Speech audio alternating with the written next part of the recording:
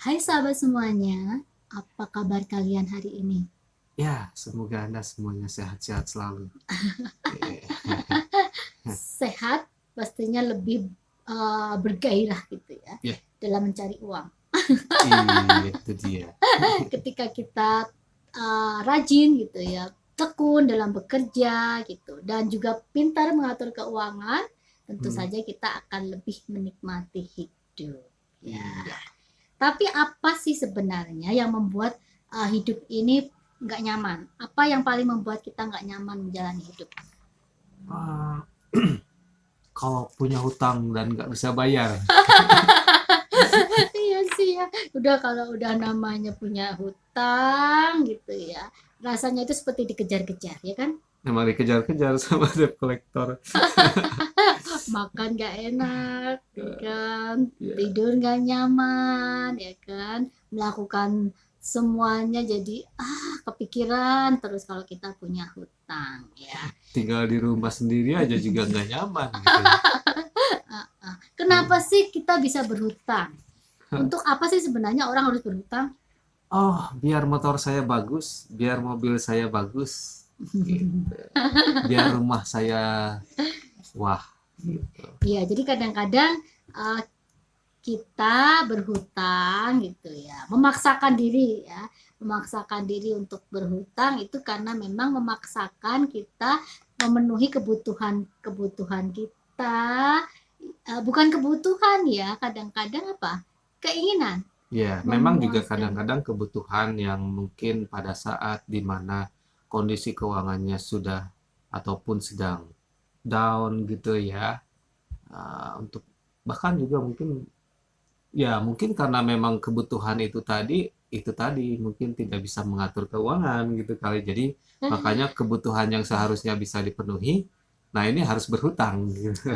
Ya, jadi utang itu sebenarnya meminjam sesuatu yang bukan milik kita. Ya Mhm. kan, seperti itu. Dan biasanya namanya hutang itu pasti dikenai yang namanya bunga.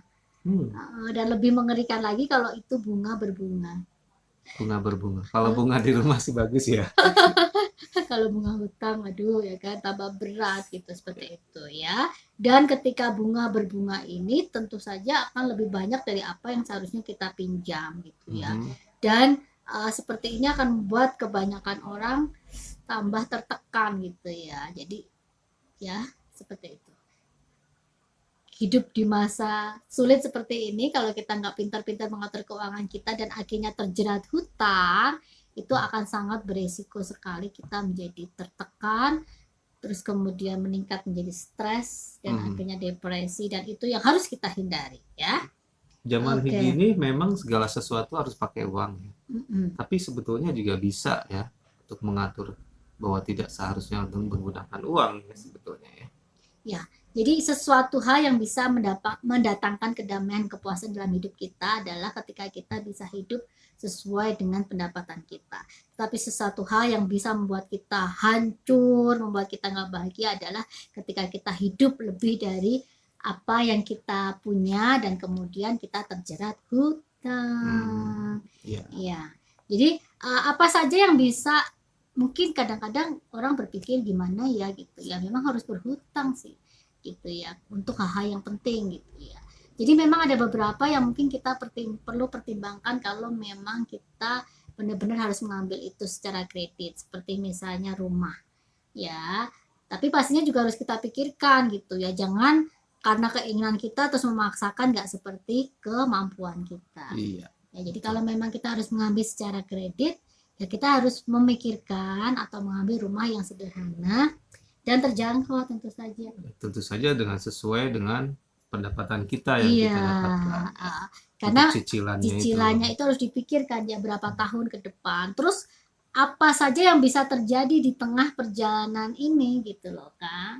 Seperti Mm-mm. yang kita pernah bahas, mungkin kadang-kadang kita tiba-tiba di PHK gitu ya, atau tiba-tiba usaha kita bangkrut, atau hal-hal yang lainnya yang membuat kita akhirnya keteteran nih ya untuk membayar cicilan setiap bulannya. Makanya harus yang seringan mungkin. Ya, kita Mm-mm. memiliki beberapa teman juga ya yang mungkin ini menjadi pembelajaran dan pengalaman juga. untuk kita mengenai COVID-19 kemarin ada banyak sekali ya, juga teman kita juga yang ya gara-gara COVID sehingga hutangnya juga menumpuk. Ya, jadi memang kita harus berhati-hati gitu ya untuk kalau memang kita harus berhutang, pikirkan hal-hal yang penting tadi kayak perumahan ya istilahnya sesuai dengan budget yang kita punya gitu ya. Dan Mhm. karena memang jangka waktunya lama jadi harus kita pikirkan kalau sesuatu hal yang buruk terjadi kita masih tetap mampu untuk bayar itu gitu ya. Seperti itu. Kemudian biaya pendidikan ya. Jadi jangan hanya karena gengsi gitu ya untuk menyekolahkan anak-anak kita, kita memaksakan diri untuk ke sekolah yang mahal seperti itu, ya kan? Jadi kita bisa agar lebih aman gitu sesuai dengan budget keuangan yang kita miliki ya cari yang sesuai dengan kemampuan kita, Iya. ya. Karena sangat naif kalau kita memaksakan dengan berhutang ya. Seperti itu akan membuat kita sendiri nanti kebingungan dalam menjalani kehidupan kita sementara istilahnya banyak yang harus kita lakukan, yang harus kita penuhi gitu ya. Kemudian juga alat transportasi dasar dan sederhana, hanya jika perlu. Ya, jadi misalnya kita memang benar-benar butuh motor atau memang kita benar-benar butuh mobil gitu ya. Seperti itu ya kita harus pikirkan gitu, yang terjangkau dengan budget yang kita punya. Karena ketika kita terlalu memaksakan diri gitu ya untuk memenuhi keinginan kita, takutnya nanti itu nggak terjadi sesuai dengan apa yang kita harapkan, ya kan? Dan Mhm. nantinya akan sangat-sangat membuat kita tertekan ketika kita nggak bisa bayar, kemudian jadi bunga berbunga dan lain sebagainya. Ya, prioritasnya adalah mana nih? Apakah eh, fungsinya atau gaya hidupnya? Ya, jadi ketika kita berbicara dengan mengenai fungsi, tentu saja itu kita harus disesuaikan dengan budget yang kita miliki. Iya. Kemudian bagaimana cara kita untuk bisa keluar dari hutang ya? Tadi memang paling bagus itu kita menghindari hutang ya kan? Paling bagus ya. Ya, Jadi hidup sesuai benar-benar pendapatan kita. Terus memang kalau mau merencanakan sesuatu, idealnya gitu ya, nabung dulu idealnya. Terus kemudian ya belinya yang sesuai gitu, nggak masalah sih sebenarnya second dan lain sebagainya. Pokoknya jangan sampai gengsi itu menguasai kehidupan kita dan membuat kita terbelenggu sendiri oleh gengsi kita gitu ya. ya, Seperti itu ya. Jadi memang paling bagus dan idealnya itu hindari hutang. Tapi apa yang terjadi kalau kita sudah terlanjur berhutang? Ya. Jadi istilahnya memang lebih bagus mencegah daripada mengobati. Tapi kalau udah terlanjur sakit ya benar-benar harus diobati, jangan dibiarkan saja nanti mati. ya. Ya Ya, kan? contohnya kalau memang sudah terlanjur hutang, misalkan hutangnya itu untuk apa? Oh, kemarin buat beli mobil baru ini, misalkan. Ya, silakan. Karena memang Anda akan mengalami masalah di kedepannya mengenai yang harus dibayar hutangnya dan mungkin Anda sudah nggak mampu lagi, ya tentu harus dijual dan menggantinya mobil dengan yang sesuai budget yang Anda miliki. Iya. Contohnya seperti itu. Ya, jadi yang pertama yang perlu kita lakukan agar kita bisa keluar dari hutang itu kita harus memahami realitas hutang kita. Ya. Jadi hutang kita tuh berapa sih gitu seperti itu. Terus untuk apa gitu. Nah, bagaimana cara kita agar benar-benar bisa keluar dari itu gitu ya. Ada sesuatu yang bisa kita jual atau ada pos-pos apa yang bisa kita kurangi atau apapun itu gitu ya. Jadi kita harus mulai memahami realitas hutang kita. Kemudian kita harus punya hasrat nih karena kita itu menjadi seperti apa yang kita hasratkan. Iya, betul. Jadi kita harus berhasrat untuk benar-benar nggak mau berhutang lagi, keluar dari hutang agar kita nggak terbelenggu lagi ya. Jadi harus punya hasrat. Kemudian mengatasi kecenderungan alami manusia yang mengarah pada hutang. Jadi buang jauh-jauh apa ya keinginan-keinginan yang nggak penting gitu ya. Jadi kita sekarang prioritas yang kebutuhan aja untuk hidup kita ya. Kemudian berhenti berhutang dan segera lunasi hutang kita. Karena namanya hutang itu juga perlu harus dilunasi dong ya. Seperti itu. Penting bagi setiap dari kita untuk mengenali realitas hutang kita ya. Jadi mulai dihitung-hitung lagi gitu ya. Sebenarnya hutang kita tuh berapa sih gitu ya. Dan bila memang harus ada bunga berapa, terus jangka waktunya berapa, terus bagaimana kita bisa benar-benar keluar dari hutang itu sendiri gitu. Jadi apa yang bisa kita lakukan itu harus kita perhitungkan.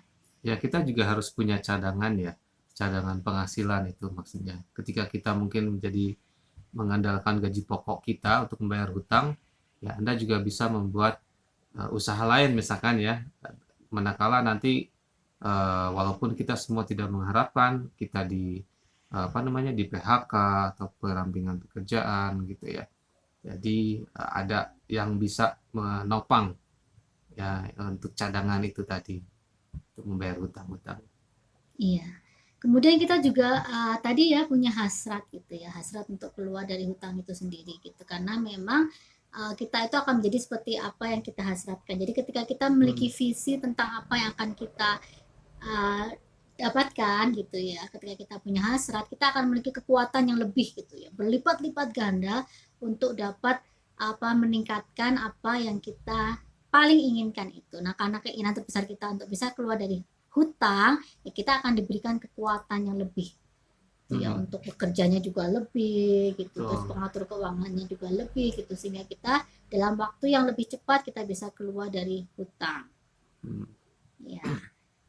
Jadi itu yang penting untuk kita atasi ya, untuk kita lakukan gitu. Jadi benar-benar harus dalam diri kita itu memang benar-benar berhasrat gitu ya, menyelesaikan hutang kita, dan seiring waktu itu akan menjadi seperti apa yang kita hasratkan ya. Kita punya target, bisa buat goal. Oh ini sekian bulan ini harus sudah selesai hutangnya.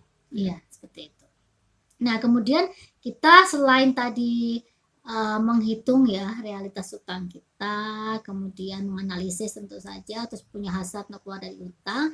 Nah, kita pun juga perlu nih untuk buang jauh-jauh sifat-sifat jelek kita yang buat kita bisa berhutang tadi. Gitu. Jadi yang pertama, pembelanjaan yang impulsif dan emosional. Jadi makanya kita perlu kalau kemana-mana itu bawa uang yang pas saja gitu ya. Terus sudah ditulis, makanya kebiasaan untuk disiplin ya. Kalau mau belanja ini ya ini aja seperti itu. Jadi jangan sampai terjadi kita pergi kemana dengan uang berapa terus haus. Mumpung diskon nih, ayo kita beli walaupun itu tidak yang harus dibeli gitu kan. Iya, seperti itu. Jadi kemudian juga ketidaktahuan atau kecerobohan tentang realitas keuangan kita. Jadi hati-hati. Jangan sampai kita menjadi ceroboh dalam pengaturan keuangan kita. Karena kalau kita ceroboh ya tadi gitu ya, akhirnya kita terbelit hutang itu sendiri. Kemudian ini nih, ini yang jadi penyakit yang harus kita hindari, yaitu iri hati dan membandingkan diri kita dengan orang lain. Ya, dah kalau sudah iri-irian kayak gitu mah bahaya. Nggak selesai-selesai. Ya, jadi kita perlu sekali lagi untuk dapat lebih baik lagi dan menghindari sifat-sifat tadi ya, pembelanjaan yang impulsif dan emosional, kemudian ketidaktahuan atau kecerobohan keuangan, dan iri hati ini tadi membandingkan diri kita dengan orang lain gitu, pengen lebih gitu ya, seperti itu. Nah, kemudian sebenarnya apa sih yang kita rasakan saat kita belanja berlebihan gitu, yang emosional, yang impulsif gitu ya? Apa yang kita rasakan? Kita belanja seperti itu apakah kita saat sedang sendirian? Apakah kita sedang bosan? Apakah kita sedang gembira? Apakah kita memang murah hati sehingga apa-apa dibeli terus nanti dikasih ke orang-orang? Apakah kita itu bahagia? Apakah kita itu kelaparan gitu ya, jadi sampai harus semuanya dibeli, semua makanan dibeli gitu ya? Apakah kita dalam keadaan marah, emosional, sehingga dilampiaskan dengan pembelian yang impulsif itu? Ataukah kita justru sedang sedih gitu ya, ada masalah? Apakah kita sedang tertekan, lelah, atau ketika kita merasa kurang dihargai? Ya, sahabat semua bisa memilih gitu ya, dari beberapa hal itu apa sih sebenarnya yang mendorong kita, yang membuat kita bisa belanja secara impulsif, secara berlebihan, bahkan sampai emosional seperti itu. Iya. Coba pikirkan. Ya, kita harus menjaga, menguasai diri juga ya. Emosional kita juga harus kita kuasai sama diri sendiri. Nah, jadi kalau kita sudah tahu gitu ya, oh ternyata penyebab saya selalu berlebihan gitu dalam belanja itu ini gitu. Nah, kita akan cari solusinya kalau udah. Nah, jadi setelah kita tahu penyebabnya, kita akan cari tahu juga ya, sebenarnya apa sih yang kita beli saat kita impulsif atau berlebihan dalam berbelanja itu tadi ya. Apa saja yang kita beli? Apakah itu pakaian? Biasanya kalau cewek kan ya. Make up atau make up gitu ya, atau makanan, perhiasan atau makanan di restoran, atau biasanya kalau cowok itu sukanya perangkat elektronik ya. Nah, itu ya. HP sudah bagus, pengen lagi yang terbaru, pengen lagi yang terbaru aksesorisnya. Atau untuk hiburan. Ya, kadang-kadang banyak orang seperti itu ya, sampai ngejar konser kemana-mana yang super super super mahal gitu ya, seperti itu. Atau untuk hadiah-hadiah yang nggak penting atau kurang penting gitu ya, sebenarnya seperti itu gitu ya. Kemudian atau untuk perabot dekorasi rumah atau untuk perjalanan jalan-jalan ya, sekarang tuh kan lagi gengsi gitu ya, kalau kita jalan-jalan kemana gitu terus diupload di sosial media dan lain sebagainya, dan itu juga kadang-kadang akan membuat kita nggak bijaksana dalam keuangan kita. Iya, betul. Dan itu kadang-kala kita ngevlog gitu ya, ah, biar teman-teman kita tahu kita sedang ada di mana ini, katanya gitu. Iya, nggak masalah sih sebenarnya kalau memang dananya Memungkinkan, memungkinkan ya, ya. dananya sesuai dengan apa yang memang kita punya. Tapi kalau kita memaksakan diri terus kemudian sampai kita harus berhutang untuk itu semuanya, ya itu resikonya sangat besar. Atau mungkin harus setiap minggu kita melakukan itu. Oh, tidak ya, seharusnya ya.